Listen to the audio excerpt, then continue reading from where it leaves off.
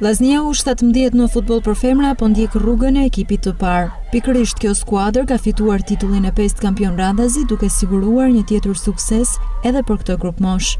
Ndeshja finale ndaj ekipit të Kinostudios është luajtur në Qendrën Kombëtare Sportive në Kamës dhe për të shpallur ekipin kampion janë dashur gjuetjet e 11 metrëshave, pasi 90 minutat e rregullta u mbyllën në shifra të barabarta 1-1. Nga pika e bardhë kanë qenë vajzat kuqeblu që janë treguar më të saktë duke merituar kupën, teksa futbollistët e drejtuara nga trajnerja Paula Jaku fituan 5-4. Pas ndeshjes, trajnerja vllaznia U17 Paula Jaku tha se ishte një vit i suksesshëm për ekipet kuqeblu, por edhe në aspektin personal për të. Zakonisht e kënaqur, emocionet pa përshkrueshme, domethënë kishte vite që nuk i kisha përjetuar këta emocione.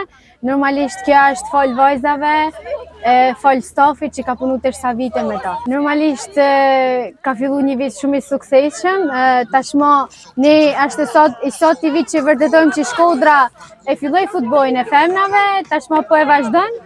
Edhe po mojmë vetëm kupan veri, si thojnë. Në këtë mënyrë, vllaznia U17 fiton një tjetër trofej duke treguar edhe një herë tjetër dominimin e ekipeve kuqeblu në futbollin e femrave.